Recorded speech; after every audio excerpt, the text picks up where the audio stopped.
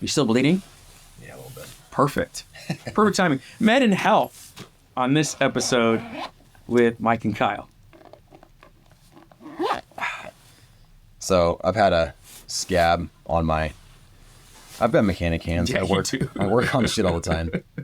And I just scratched this a minute ago. So let's talk about med. So I use a med kit from my medic. There's a ton of med kits out there. Doesn't matter what med kit you have, just have a freaking med kit. 100%. So and this med kit, it covers everything from trauma to just simple bleeding with band-aids and whatnot. So, I've got chest seals, I've got soft bleeding, I've got a rat tourniquet. I actually carry a soft tourniquet in my backpack on my chest next to my inReach.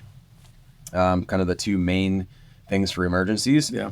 But I got eye wash in here, I've got tweezers, I've got sutures, I've got, the zip tie style sutures. Oh, I got lip balm in here, look at that. There you go. Yeah.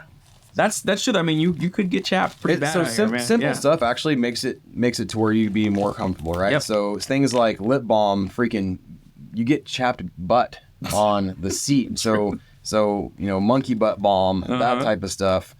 Rubber gloves, antihistamines, motion sickness. This kit comes with just about everything. So think about the situation that you're going to be in. Think about the worst case scenarios and pack accordingly when 100%. It comes to your kit. Obviously being in Fieldcraft, I have all of the Fieldcraft kits. So, the basic bleeding kit works great for hemorrhaging. But in addition to that, I had a SAM splint, which came in clutch also for you guys on that last. We keep referencing this accident here in Arizona. Accident, yeah. But dude, that's a great training experience. Yeah, 100%. SAM splint's good for stabilizing a broken bone. And I carry that. They're very small and folded up. I also carry soft tea with me. Typically it's on my person because like what we talked about, if you get ejected or if you get in a catastrophic accident, there's really not a lot of scenarios, if any, where you're going to stay on your bike. Yeah, it really isn't. If you're hurt bad, you're not going to be on your bike. So I carry that, and you do too, all on your person. Yeah. And there's one other thing that we kind of didn't address, and maybe it's like a burn dressing or something like that, because your fire chemicals or even just something similar or simple as a touching the exhaust on accident. Yep. The exhaust header is 1,000 degrees sometimes. Yep. So you can. Don't quote me. It's not actual 1,000. It's fucking hot, but it's true. Bumps and bruises, hemorrhaging, long limb injuries are real common in any kind of mobility, accident, which is what you guys experienced with this broken tib and fib, and then like shattered foot.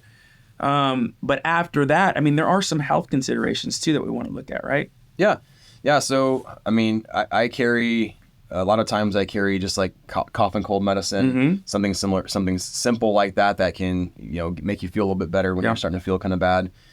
We've both had colds for a week now. Yep. So we've been dealing with that out here. I've got nasal spray, especially since it's so dry out here, to kind of moisten nostrils. Allergy medicine's huge. Antihistamines are great. We talked about before too. My buddy, same guy who had the leg break, earlier that same day got stung by a bee in the face and it swole up. So we had to put a topical antihistamine. Man, he was like marked or something, man. Freaking rough day. Seriously. I've been stung though. I've been riding and a bee went right into like my neck area and stung me right in the chest. It's actually not uncommon at all to catch a bee or a wasp in the Yesterday, neck. remember in my ear when I actually brushed by a tree and kind of shook my head, and I had my mask open, and then I start hearing this buzzing sound in my ear, like, freaking out. Thank God it didn't sting me. Instant panic. Yeah. when you have a bug in your ear, the first thing I'm thinking of is like, don't make babies in there. Oh, gross, dude. Freaking ear babies, what? Yeah. But yeah, there's a lot of considerations that you need to think of,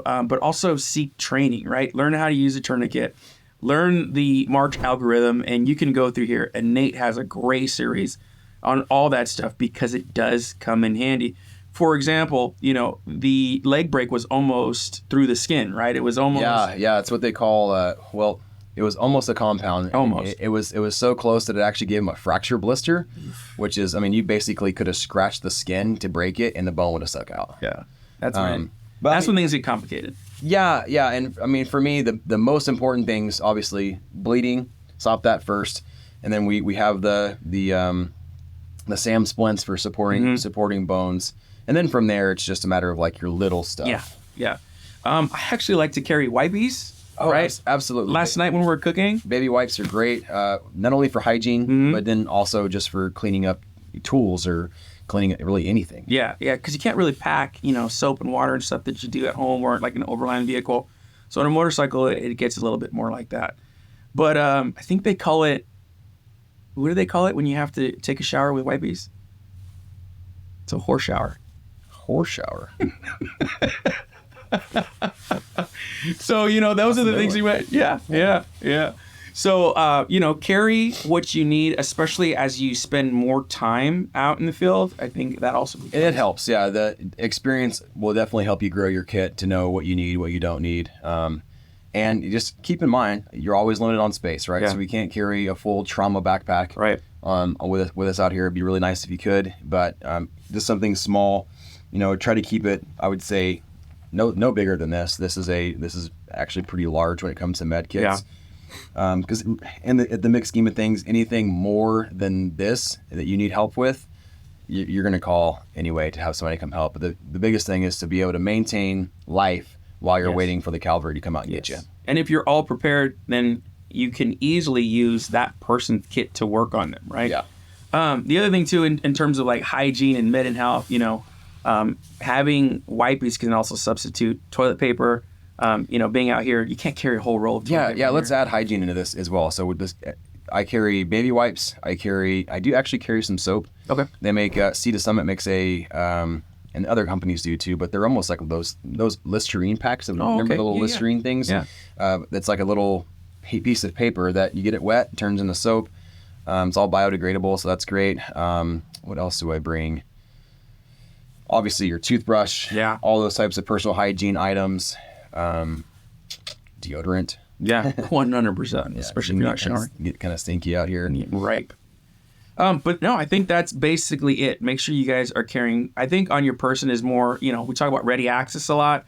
On your person is the way to go for those crucial life-saving pieces of equipment when it comes to, trauma or accidents. Absolutely. Other than that, we have, we did food, water, shelter, comms, med and health. Ooh, security's next. We'll catch you at security.